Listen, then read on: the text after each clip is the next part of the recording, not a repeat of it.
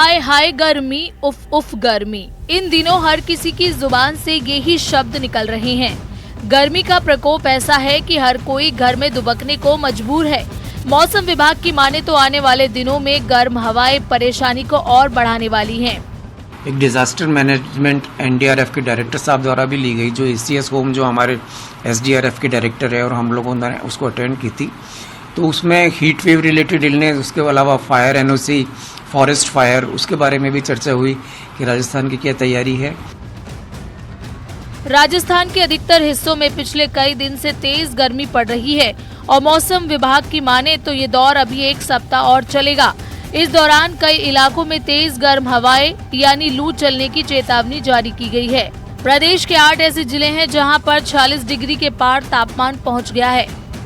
हम लोग आईएमडी के जो ऑफिसर्स हैं उनके ग्रुप से जुड़े हुए हैं। उनकी जो अलर्ट होती है कि अगले 3 घंटे में ये होने वाला है, या जैसे परसों एक अलर्ट आया था कि 19, 20, 21 और 22 4 दिन के लिए राजस्थान में एक उसमें ग्रेडिंग है, ग्रेडेड रिस्पॉन्स है कि येलो अलर्ट, ऑरेंज अलर्ट और रेड अलर्ट। तो रेड अलर्ट इन जिलों में रहने वाला है, तो हम लोग पहले ही वहाँ पे हम डायरेक्शंस दे देते हैं कि आपको किस तरह कार्रवाई करनी है। लोग घर से बाहर नहीं निकल पा रहे हैं और दोपहर के समय जयपुर की सड़कें सूनी नजर आने लगी हैं। नज़ारे ऐसे हो गए हैं कि जैसे कर्फ्यू लगा हो। मौसम विभाग के अनुसार आने वाले 4 से 5 दिन तक मौसम शुष्क रहने वाला है। ऐसे में गर्मी और ज्यादा बढ़ना स्वाभाविक है। दिन के अधिकतम तापमान में 2 से 3 डिग्री की बढ़ोतरी होगी।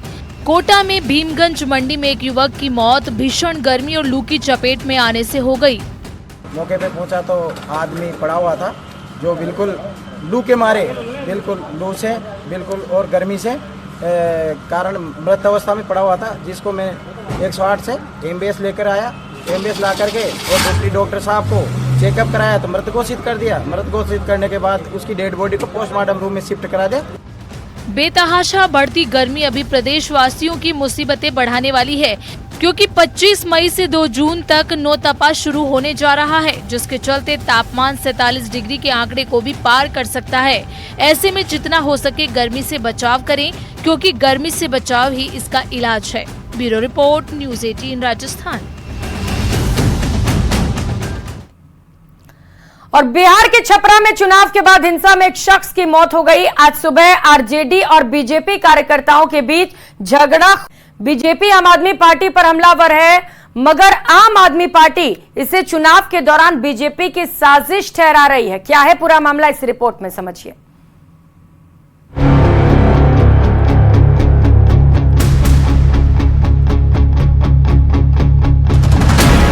आपके गले में नया फंदा, विदेश से आया अवैध चंदा। 8 साल में 7 करोड़ के विदेशी चंदे पर ईडी की नजर। शराब नीति घोटाले और स्वाति मालीवाल पिटाई कांड में बुरी तरह फंसी आम आदमी पार्टी की मुश्किलें और बढ़ गई हैं। केजरीवाल की पार्टी पर ईडी का नया सनसनीखेज आरोप ये है कि आम आदमी पार्टी ने अमेरिका, कनाडा, ऑस्ट्रेलिया और अरब देशों से करोड़ों रुपए की अवैध विदेशी फंडिंग हासिल की। सिर्फ इतना ही नहीं, ईडी के मुताबिक अवैध फंडिंग हासिल करने के लिए फंड देने वालों की पहचान छिपाई गई, उनकी राष्ट्रीयता छिपाई गई, चंदा देने वालों से जुड़े तथ्य छिपाए गए, चंदा देने वालों की डिटेल में हेरफेर की गई और धोखाधड़ी की गई। आपको विदेशी फंडिंग के बारे में ईडी ने अपनी जांच रिपोर्ट में 7 गंभीर आरोप लगाए हैं। पहला आरोप, आपको अमेरिका, कनाडा, अरब देशों से करोड़ों का अवैध फंड मिला। दूसरा आरोप, फंडिंग देने वालों ने धोखाधड़ी से पहचान छिपाई। तीसरा आरोप, फंड देने वाले कई लोगों ने एक पासपोर्ट नंबर का इस्तेमाल किया। चौथा आरोप, फंड देने वाले कई लोगों का एक ही ईमेल आईडी और मोबाइल नंबर। पांचवा आरोप, कई लोगों ने फंड देने के लिए एक ही क्रेडिट कार्ड का इस्तेमाल किया। छठा आरोप, संदिग्ध फंडिंग के जरिए आपको 7 करोड़ 8 लाख का दान मिला। यही नहीं, ईडी ने अपनी जांच रिपोर्ट में 7वां आरोप ये लगाया कि आप नेता दुर्गेश पाठक ने विदेश से मिली संदिग्ध फंडिंग का निजी इस्तेमाल किया। ईडी के इन आरोपों को आप नेता आतिशी ने पुराना मैटर बता दिया तो बीजेपी ने आम आदमी पार्टी पर करारा प्रहार किया। कहते हैं कि हम आम आदमी पार्टी पर केस कर रहे हैं, इन्होंने गलत तरीके से डोनेशन ली, इन्होंने विदेशों से डोनेशन ली। मैं भारतीय जनता पार्टी को ये बताना चाहती हूं आम आदमी पार्टी ने जब से ये पार्टी बनी है पूरी ट्रांसपेरेंसी से एक एक रुपए का चंदा लिया है और पूरे ट्रांसपेरेंसी से एक एक रुपए के चंदे का हिसाब किताब इलेक्शन कमीशन को भी दिया है, इनकम टैक्स डिपार्टमेंट को भी दिया है, देश की हर संस्था को दिया है। 7 करोड़ के इलीगल फंड्स बाकायदा आम आदमी पार्टी को मिले हैं। इस तरह की कार्रवाई 2014 से 2022 तक की गई है और जब देखा जाता है तो कई देशों से, फॉरेन कंट्रीज से इलीगल तरीके से, अनजान सोर्सेज से ये पैसा बाकायदा फनल किया गया है, भेजा गया है आम आदमी पार्टी को। यही नहीं, आम आदमी पार्टी के अकाउंट में और उनके एमएलएज, खासतौर से दुर्गेश पाठक के यहाँ भी इस पैसे को डिपॉजिट किया गया है उनके पर्सनल अकाउंट में।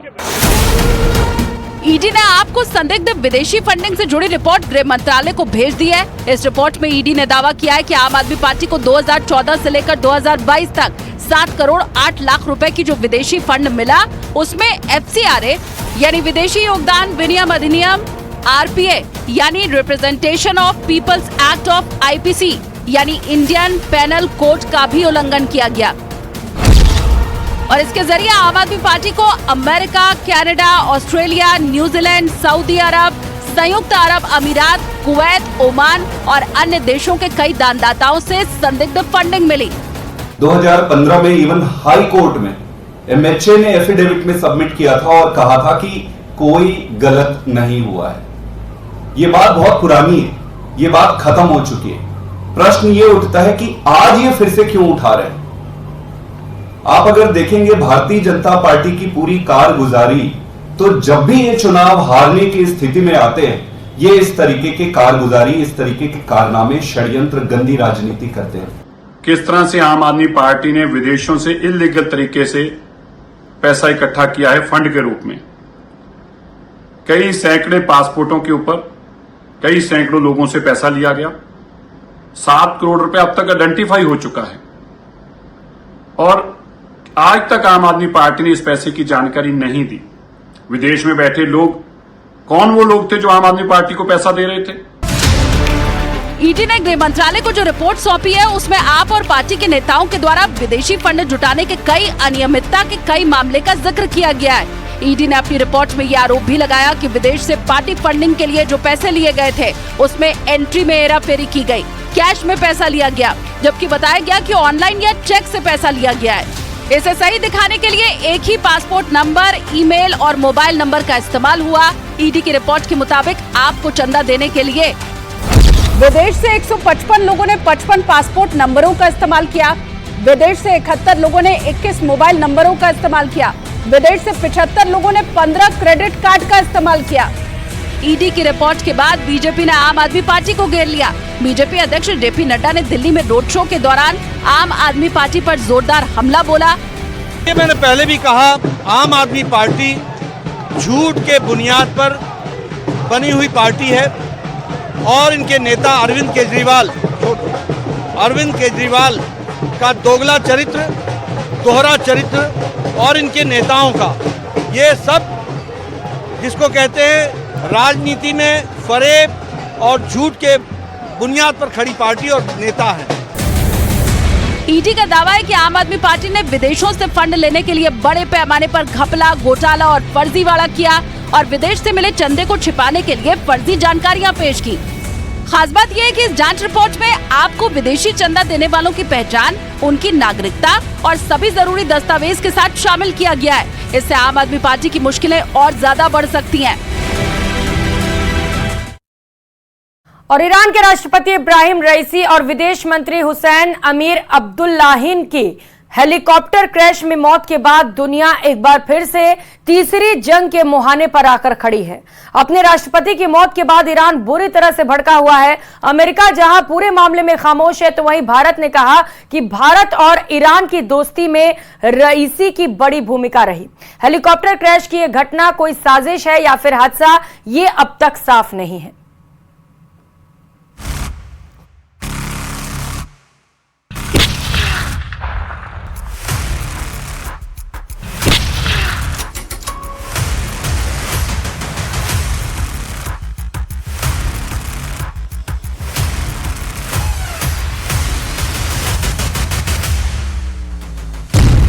दुश्मनी,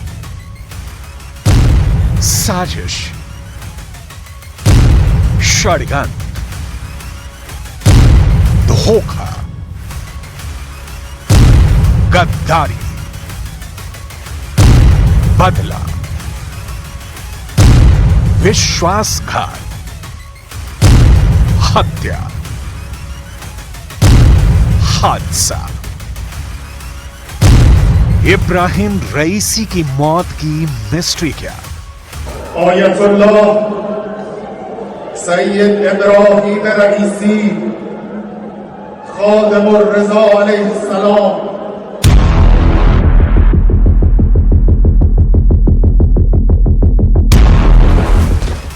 क्यों गिरा रईसी का हेलीकॉप्टर? कैसे हुई रईसी की मौत? जलने से, चोट लगने से, या वजह कुछ और रही? रईसी की मौत की गुत्थी सुलझाने में दुनिया के बड़े बड़े एक्सपर्ट जुटे हैं। लिहाजा यह समझना बहुत जरूरी है कि रईसी की मौत सिर्फ हेलीकॉप्टर क्रैश की वजह से हुई या इसके पीछे कोई बड़ी साजिश है।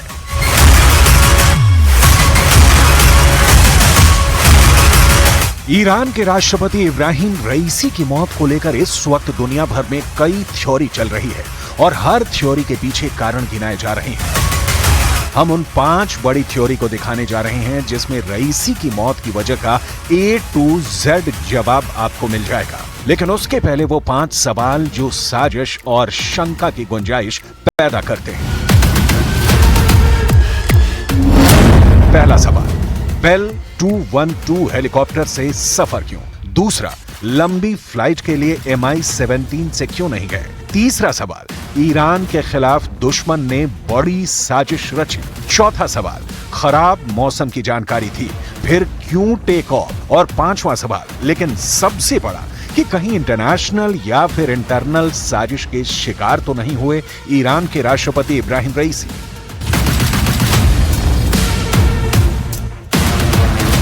इन सवालों में रत्ती भर भी सच्चाई है तो फिर पूरी दुनिया के सामने नया और एक बहुत बड़ा संकट आने वाला है। इस संकट की डिटेल आपको आगे दिखाएंगे। अभी उन थ्योरी को देखते हैं जो रईसी की रहस्यमयी मौत से पर्दा उठाएगी। साजिश की थ्योरी नंबर 1। एक बेहद सामान्य लेकिन बहुत मजबूत सवाल उठ रहा है कि मौसम खराब था, कोहरा था, धुंध थी, लेकिन फिर भी रईसी का हेलीकॉप्टर टेक ऑफ क्यों हुआ? इसे एनिमेशन के जरिए समझते हैं। रईसी के काफिले में 1, 2, 3 हेलीकॉप्टर थे। मौसम तीनों के लिए समान था, लेकिन 2 हेलीकॉप्टर सामान्य लैंडिंग करने में सफल रहे और रईसी वाला हेलीकॉप्टर दुर्घटना का शिकार हो गया।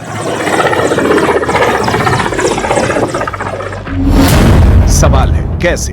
क्या पायलट से कोई गलती हुई या हेलीकॉप्टर में ऐसा कोई डिवाइस फिट किया गया था जिसकी वजह से क्रैश हुआ?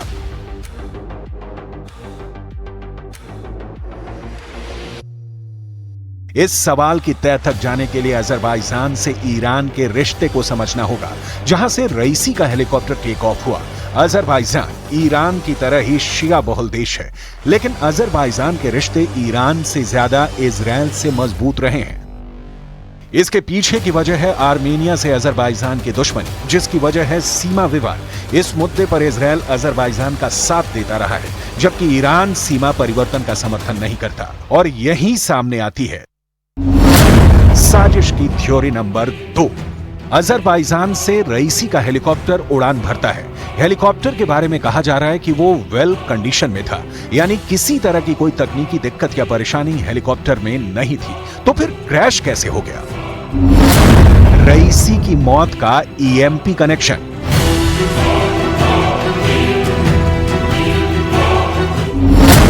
EMP मतलब electromagnetic pulse weapons. Electromagnetic pulse cannon से निकली तरंगों का इस्तेमाल करता है। यह एक सुपर शक्तिशाली माइक्रोवेव सिस्टम का उपयोग करता है। EMP से निकली ऊर्जा इलेक्ट्रॉनिक उपकरणों जैसे ड्रोन में वोल्टेज वृद्धि का कारण बनती है।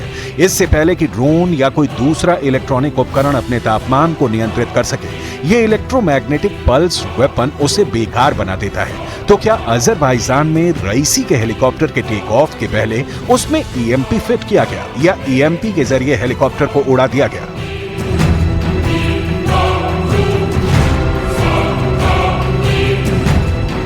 ईरान की बढ़ती ताकत पश्चिम देशों से लेकर अमेरिका और इजरायल तक के लिए परेशानी का कारण रही है। यूक्रेन युद्ध में रूस को ईरान के ड्रोन सप्लाई की वजह, परमाणु शक्ति का संवर्धन वो कारण है जिसकी वजह से नाटो ताकतें बहुत तनाव में रही हैं। लिहाजा ये भी शंका पैदा हो रही है कि कहीं रईसी की मौत का कारण पश्चिमी देशों में रची गई कोई साजिश तो नहीं है। साजिश की थ्योरी नंबर 3। मध्य पूर्व में ईरान बड़ी शक्ति है और इब्राहिम रईसी इस शक्ति का केंद्र थे, एक ऐसा नेता जिसका अमेरिका घनघोर विरोधी रहा है। रईसी पर अमेरिका प्रतिबंध भी लगा चुका था। ईरान अमेरिकी प्रतिबंधों के कारण टेंशन में भी रहता था क्योंकि मुल्क की तरक्की में ये प्रतिबंध बहुत बड़ी बाधा है। रईसी के नहीं होने पर अमेरिका या पश्चिमी ताकतें मिडिल ईस्ट में खुलकर खेल सकती हैं। 2020 में ईरान के लोगों के लिए हीरो माने जाने वाले जनरल कासिम सुलेमानी की एक अमेरिकी ड्रोन हमले में मौत हो गई थी और यही वजह है कि यह शंका जताई जा रही है कि कहीं रईसी की मौत के पीछे पश्चिमी ताकतें तो नहीं हैं। अमेरिका ने रईसी की मौत की वजह किसी तरह की साजिश होने से शुरुआती तौर पर इनकार किया है, लेकिन फुल प्रूफ इनकार अब भी बाकी है। जाहिर है शक। इस बुलेटिन में फिलहाल इतना ही। आगे देखिए प्रदेश हमारा। नमस्कार।